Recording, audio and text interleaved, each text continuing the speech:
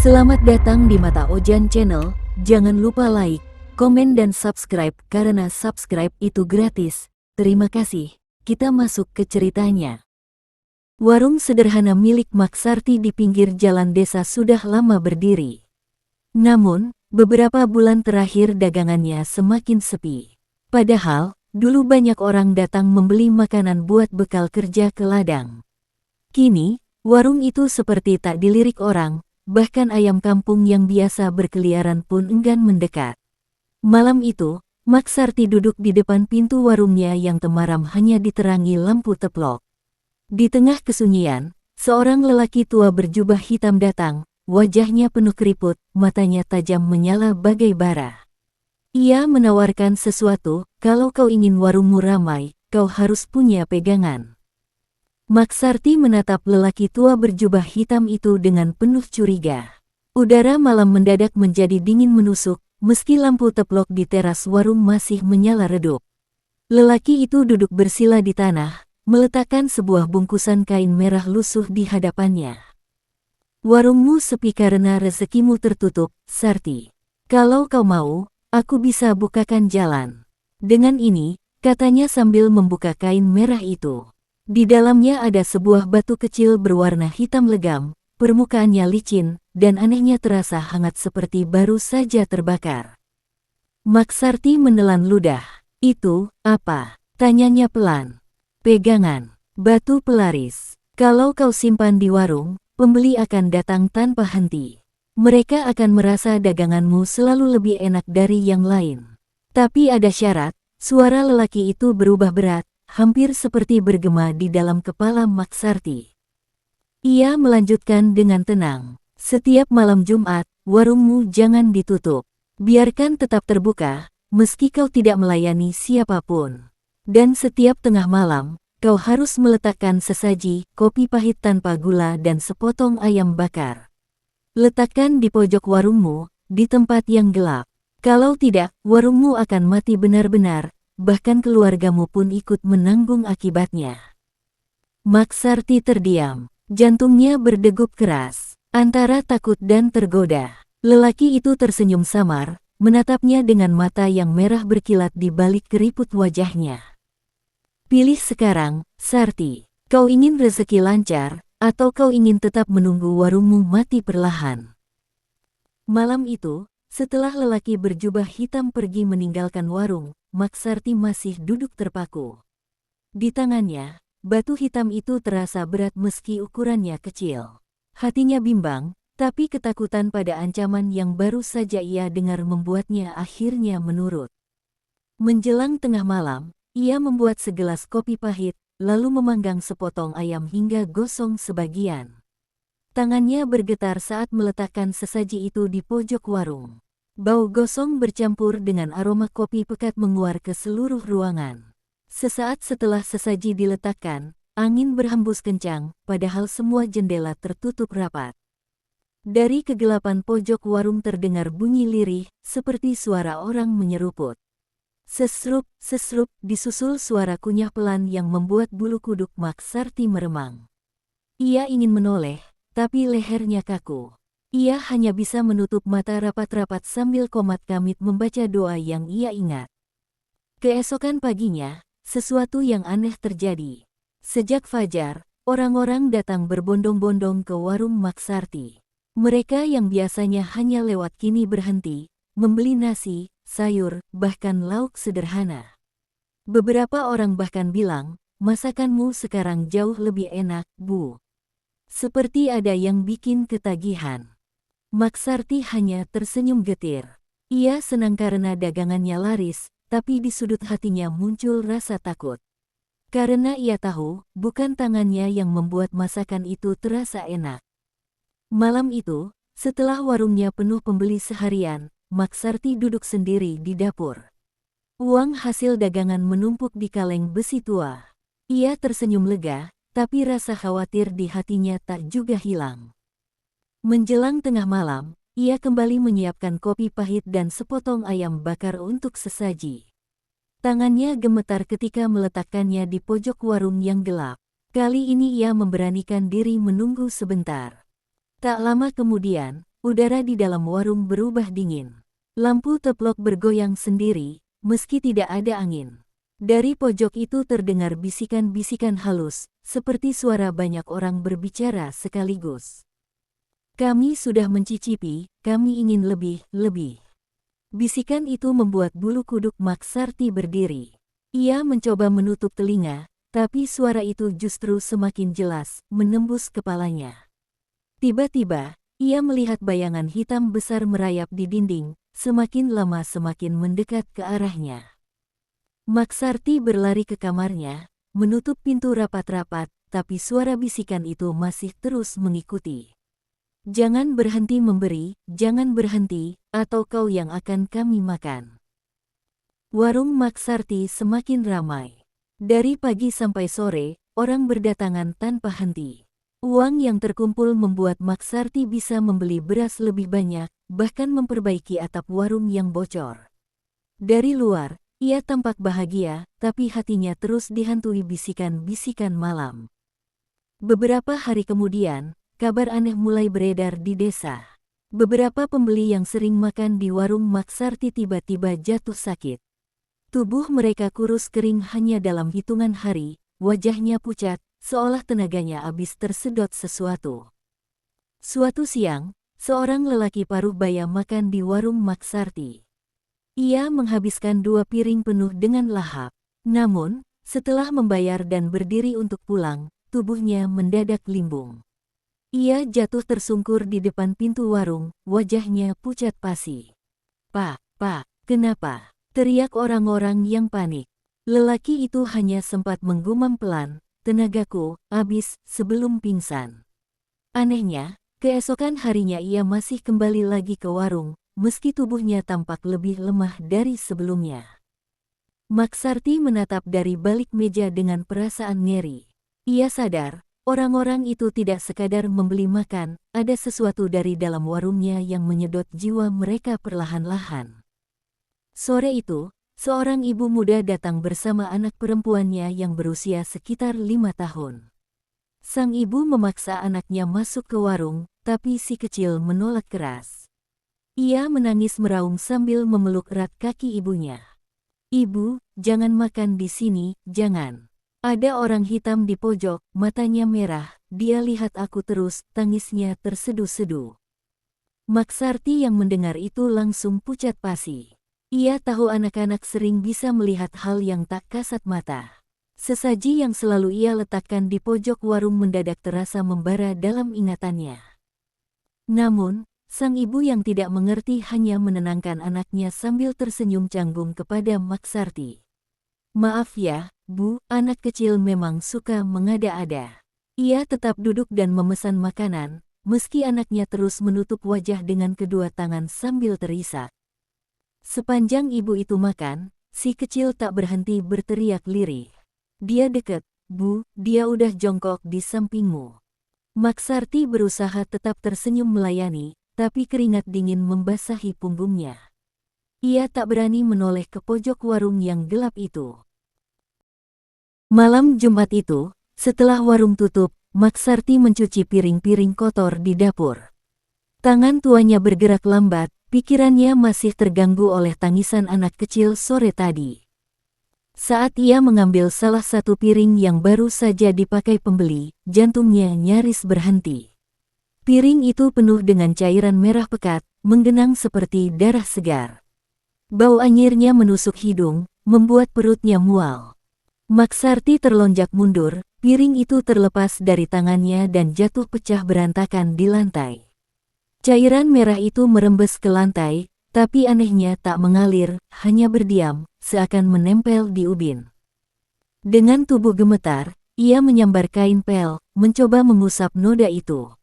Namun saat kain menyentuh, cairan itu lenyap seketika, meninggalkan ubin bersih tanpa jejak. Maksarti terduduk lemas, dadanya berdegup keras. Tapi yang membuatnya semakin ngeri adalah suara lirih yang muncul dari arah pojok warung, suara berat dan serak, seolah mengejek. "Hanya setetes, mereka sudah menyerah. Kami haus lebih banyak, lebih banyak." Keesokan harinya, warung Maksarti tetap ramai. Orang-orang terus berdatangan, seolah tak bisa menolak godaan untuk singgah. Namun, di antara keramaian itu, seorang kiai tua lewat di depan warung. Langkahnya terhenti, matanya menatap lama ke arah pojok gelap warung. Raut wajahnya berubah tegang. Ia kemudian mendekat dan berbisik pada Maksarti yang sedang melayani pembeli. "Peganganmu haus, Sarti. Kau memberi makan tamu yang salah." Maksarti terkejut, wajahnya memucat. "Kiai, apa maksudnya?" tanyanya terbata.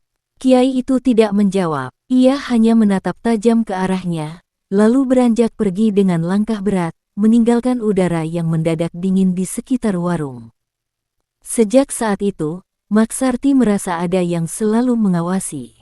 Malamnya, ketika ia hendak meletakkan sesaji di pojok warung, terdengar tawa panjang yang serak dari arah batu hitam yang disimpannya di bawah meja. Tawa itu begitu menusuk, seolah mengejek ketakutannya. Maksarti menutup telinga, tapi suara itu tak kunjung berhenti, justru semakin keras, sampai ia menangis sendiri di kegelapan. Malam itu, Maksarti tidur dengan gelisah. Ia bermimpi berada di sebuah pasar gelap yang penuh dengan orang-orang asing. Wajah mereka pucat, mata kosong melotot, dan mulut mereka berlumuran darah. Mereka berdesakan ke arahnya sambil menyorongkan uang lusuh, berebut membeli makanan yang ada di meja Maksarti. Tapi setiap kali mereka selesai makan, tubuh mereka ambruk menjadi mayat, wajahnya tetap membeku dengan senyum menyeramkan. Dari balik kerumunan itu, muncul lelaki tua berjubah hitam, orang yang dulu memberinya batu. Wajahnya makin menyeramkan, matanya merah membara, giginya runcing. Ia menatap Maksarti sambil terkekeh. "Daganganmu laris, Sarti, tapi ingat, mereka bukan sekadar pembeli. Mereka adalah jamuan untuk kami." Maksarti mencoba berlari, tapi kakinya seolah terikat. Mayat-mayat di sekelilingnya mulai bangkit, meraih tangannya, menarik bajunya, berbisik serentak di telinganya. "Giliranmu nanti, giliranmu." Maksarti terbangun dengan teriakan parau. Nafasnya tersengal, tubuhnya basah oleh keringat. Ia menatap tangannya, dan mendapati telapak tangannya penuh noda hitam seperti jelaga arang, persis seperti dalam mimpinya. Malam itu warung Maksarti hampir tutup ketika seorang pemuda asing datang. Wajahnya tampak letih, matanya cekung, tapi senyumnya ramah. "Bu, saya lapar sekali. Tolong siapkan makanan apa saja yang masih ada," katanya sambil duduk. Maksarti, meski sudah lelah, tetap melayani. Pemuda itu makan dengan lahap, bahkan memesan 2 kali. Anehnya, semakin ia makan, wajahnya semakin pucat. Bibirnya membiru, tapi tangannya tetap menyuap nasi ke mulut seolah tak bisa berhenti. Setelah habis, pemuda itu menatap Maksarti dengan senyum lemah. "Enak sekali, saya akan kembali lagi besok." Lalu ia berjalan pergi, langkahnya gontai seakan tidak punya tenaga. Keesokan paginya, kabar mengejutkan mengguncang desa. Pemuda itu ditemukan meninggal di kamarnya, tubuhnya kaku, kulitnya hitam seperti terbakar arang, dan dari mulutnya keluar cairan pekat berwarna hitam. Orang-orang mulai berbisik-bisik, menghubungkan kematian itu dengan warung Maksarti. Namun anehnya, bukannya sepi, warung itu justru semakin ramai. Pembeli berdatangan tanpa henti, seolah ada kekuatan tak kasat mata yang menuntun mereka ke sana. Maksarti menatap penuh nyeri dari balik meja, tangannya gemetar. Ia tahu, semakin banyak yang makan, semakin banyak pula nyawa yang jadi tumbal pegangan itu. Malam itu, selepas meletakkan sesaji di pojok warung, Maksarti duduk termenung. Lampu teplok di meja bergetar, cahayanya meredup. Suara jangkrik yang biasanya ramai mendadak hilang, diganti dengan keheningan mencekam. Tiba-tiba, dari arah jendela, terlihat bayangan hitam bergerak. Tingginya hampir menyentuh atap, tubuhnya kurus menjulang, dengan tangan panjang menjuntai sampai lantai. Bayangan itu menempel di kaca, menatap ke dalam. Maksarti tercekat. Dari balik jendela terdengar suara berat, lirih namun jelas. "Kau sudah memberi, teruskan, atau gantian kau yang kami ambil." Dengan panik, Maksarti menutup jendela rapat-rapat, tapi bayangan itu tidak hilang, malah semakin banyak. Satu persatu muncul, memenuhi kaca jendela warung. Wajah mereka kosong, mulutnya tersenyum lebar penuh gigi hitam. Maksarti menjerit, lalu berlari ke kamarnya. Namun, sebelum menutup pintu, ia sempat melihat sesuatu. Bayangan itu masuk menembus kaca, merayap di dinding seperti asap hitam, mendekati pojok warung tempat sesaji berada. Suara serentak bergema di telinganya. Kami haus, beri lebih banyak, lebih banyak. Sejak malam bayangan itu muncul, Maksarti semakin gelisah. Bisikan-bisikan tak pernah berhenti mengganggunya. Bahkan saat ia melayani pembeli, suara itu masih terdengar samar di telinganya. Ambil satu, serahkan, kami lapar. Suatu sore, seorang pemuda desa yang sering berhutang di warung datang lagi. Wajahnya ceria, tanpa rasa curiga. Bu Sarti, boleh saya makan dulu? Nanti bayarnya belakangan. Maksarti menatapnya lama. Ada dorongan kuat di dalam dadanya, seakan ada tangan tak kasat mata yang menggiring pikirannya. Ia tersenyum kaku, lalu menghidangkan nasi dengan lauk ayam bakar, persis seperti sesaji yang biasa ia letakkan. Pemuda itu makan dengan lahap. Namun, beberapa menit kemudian, tubuhnya mulai kejang. Matanya melotot, bibirnya berbusa hitam. Orang-orang panik berusaha menolong, tapi hanya dalam hitungan detik, ia terkapar tak bernyawa di lantai warung. Yang lebih menyeramkan, ketika tubuhnya digotong keluar, Maksarti melihat dengan jelas asap hitam keluar dari tubuh pemuda itu, melayang masuk ke pojok warung dan lenyap di batu hitam pelarisnya. Suara lirih terdengar di telinga Maksarti, membuat bulu kuduknya meremang. Tumbal pertama sudah, lanjutkan. Sejak kematian pemuda yang tiba-tiba itu, warung Maksarti mengalami perubahan aneh. Dari luar, warung tampak biasa saja, tapi bagi orang yang duduk lama di dalamnya, suasananya terasa lain. Beberapa pembeli mulai mengeluh, mereka merasa udara di warung terlalu dingin meski siang hari terik. Ada juga yang mengaku mencium bau anyir darah bercampur amis daging bakar, padahal yang dihidangkan hanya sayur biasa. Lebih mengerikan lagi, beberapa orang bercerita bahwa mereka melihat bayangan hitam di pojok warung. Bayangan itu berdiri diam, hanya menatap dengan mata merah menyala. Namun begitu mereka menoleh lagi, bayangan itu lenyap. Yang membuat Maksarti semakin takut adalah perubahan pada dirinya sendiri. Setiap malam, setelah meletakkan sesaji, ia merasa ada tenaga asing yang merasuki tubuhnya. Tangannya sering bergerak sendiri, meremas meja, atau menulis di dinding dengan arang tanpa sadar. Tulisan itu berupa kalimat-kalimat aneh yang tidak ia pahami. Namun, semakin menyeramkan, dagangannya justru semakin laris. Uang mengalir deras, bahkan sampai menumpuk di lemari bambu. Orang-orang yang dulunya tak pernah singgah, kini datang setiap hari, seolah tak bisa menahan diri untuk makan di warungnya. Maksarti sadar, warungnya bukan lagi warung biasa, ia telah berubah menjadi rumah jamuan bagi sesuatu yang kelaparan di luar nalar manusia. Salah satu syarat yang diberikan lelaki berjubah hitam sejak awal adalah warung tidak boleh tutup di malam Jumat. Tapi suatu malam, Maksarti yang sudah kelelahan dan ketakutan memutuskan melanggar larangan itu. Ia menutup pintu warung rapat-rapat, mematikan lampu teplok, lalu bersembunyi di kamar. Hatinya berdoa agar malam itu bisa lewat tanpa gangguan. Namun, tepat tengah malam, terdengar suara gaduh dari arah warung. Piring-piring berjatuhan, kursi bergeser sendiri, dan bau amis darah menyebar ke seluruh rumah. Dari balik pintu kamar, Maksarti mendengar suara banyak orang bercampur menjadi satu. Mana sesaji kami, Sarti? Mana janji yang kau buat? Tiba-tiba, pintu kamarnya diketuk keras, bukan dengan tangan manusia, tapi seperti dihantam dengan kuku panjang yang beradu dengan kayu. Maksarti menutup telinga sambil menangis, tubuhnya gemetar tak berdaya. Tak lama kemudian, terdengar jeritan panjang dari ruang warung, diikuti suara seretan seperti sesuatu yang diseret di lantai. Maksarti memaksa memberanikan diri mengintip lewat celah pintu. Matanya hampir melompat keluar saat melihat bayangan hitam besar sedang menyeret tubuh seekor ayam hidup ke pojok warung. Ayam itu berkokok keras, darah muncrat, lalu hening seketika. Batu hitam pelaris itu bergetar hebat, memancarkan cahaya merah samar, seolah baru saja kenyang menelan korban. Sejak malam larangan itu dilanggar, tubuh Maksarti mulai menunjukkan tanda-tanda aneh. Pagi harinya, saat ia bercermin, terlihat noda hitam sebesar koin di lehernya.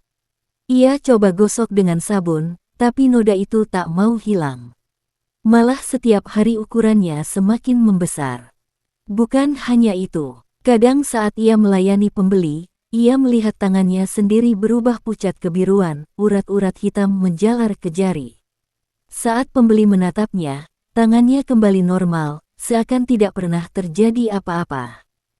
Malam harinya, ketika ia hendak tidur, Maksarti mendengar suara berat di telinganya, sangat dekat, seolah ada yang berbisik langsung di balik kulitnya. Tanda itu pengikatmu, Sarti. Kau sudah bagian dari kami. Semakin besar tandanya, semakin dekat giliranmu. Maksarti terperanjat, keringat dingin mengucur deras. Ia mencoba menutup telinga dengan bantal, tapi suara itu tak bisa dihalangi. Malam itu ia tak bisa tidur sama sekali. Yang membuatnya semakin takut, keesokan harinya, seorang pembeli yang lama menatap wajahnya tiba-tiba berkata lirih. "Bu, kenapa di matamu seperti ada bayangan hitam yang bergerak-gerak?" Suatu malam, setelah menutup warung, Maksarti terlelap di kursi kayu. Dalam tidurnya, ia bermimpi berada di sebuah kuburan tua yang penuh dengan nisan miring dan rerumputan liar. Angin malam berhembus dingin menusuk tulang. Dari balik salah satu nisan, terdengar suara berbisik lirih, memanggil namanya berulang-ulang. "Sarti, Sarti, sudah waktunya kau ikut." Ia menoleh, dan melihat tanah kubur bergerak-gerak, seakan ada sesuatu yang hendak keluar. Tiba-tiba, tangan-tangan hitam berlendir merobek tanah itu, meraih kakinya, dan menariknya kuat-kuat.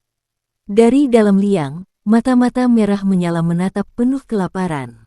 Maksarti berteriak, mencoba melepaskan diri, tapi semakin ia berontak, semakin dalam ia ditarik ke dalam tanah. Suara-suara itu makin keras. "Peganganmu tak cukup, kau yang berikutnya, kau yang berikutnya." Ia terbangun dengan tubuh basah oleh keringat, napas terengah. Tapi rasa lega itu lenyap ketika ia menunduk, kedua kakinya penuh bekas tanah basah seperti baru saja keluar dari kuburan sungguhan. Malam itu, warung Maksarti kembali dipenuhi orang. Namun di antara keramaian, ada satu sosok yang berbeda, seorang lelaki asing dengan wajah pucat dan mata cekung. Ia duduk di pojok warung, tempat biasanya Maksarti meletakkan sesaji. Tidak ada seorang pun yang menyadari kehadirannya selain Maksarti. Lelaki itu tersenyum samar, giginya tampak hitam, lalu berkata lirih. "Ini malam terakhirmu, Sarti. Kau sudah memberi cukup, kini giliranmu menjadi santapan." Maksarti membeku, tangannya gemetar saat menghidangkan makanan. Lelaki itu makan perlahan, namun setiap suapan terdengar seperti kunyahan daging basah. Anehnya, makanan di piring tidak pernah habis. Pembeli lain tetap asyik makan tanpa menyadari apapun, seolah mereka tidak melihat lelaki pucat itu. Hanya Maksarti yang bisa melihat, dan ia sadar, itu bukan manusia. Begitu lelaki itu selesai, ia berdiri. Tubuhnya makin tinggi, bayangannya menutupi seluruh warung. Matanya merah menyala, suaranya bergema di telinga Maksarti. "Siapkan dirimu, malam ini, kau bukan lagi tuan rumah. Kau akan jadi hidangan." Setelah lelaki pucat itu pergi, suasana warung mendadak hening. Para pembeli seolah tersadar, satu persatu beranjak pulang tanpa banyak bicara. Hanya Maksarti yang masih terpaku, tubuhnya gemetar hebat. Malam itu, ia memutuskan mendatangi kiai tua yang pernah memperingatkannya dulu. Dengan terbata, ia menceritakan semua yang dialami, batu hitam, sesaji, bisikan, hingga kematian para pembeli. Kiai itu menatapnya lama, matanya penuh iba. Aku sudah bilang, Sarti. Peganganmu bukan pelaris, tapi jebakan. Kau tak diberi rezeki, kau diberi utang, dan utang itu harus kau bayar dengan nyawamu sendiri. Air mata Maksarti mengalir deras. Kiai, tolong, apa masih ada cara? Kiai itu menarik napas panjang. Ada, tapi berat. Kau harus memutus ikatan dengan batu itu. Jangan beri lagi sesaji, jangan buka warung pada malam Jumat. Kau harus siap menanggung amarah makhluk yang selama ini kau beri makan. Kalau kau kuat, kau bisa selamat. Kalau tidak, ucapan itu terhenti. Kiai menunduk, wajahnya muram. Kau tahu akibatnya, Sarti. Mereka akan menjemputmu sendiri. Maksarti pulang dengan hati remuk. Malam itu ia duduk di depan batu hitam yang bergetar pelan, mendengar bisikan marah dari dalamnya. Jangan coba-coba menghentikan, kau sudah milik kami.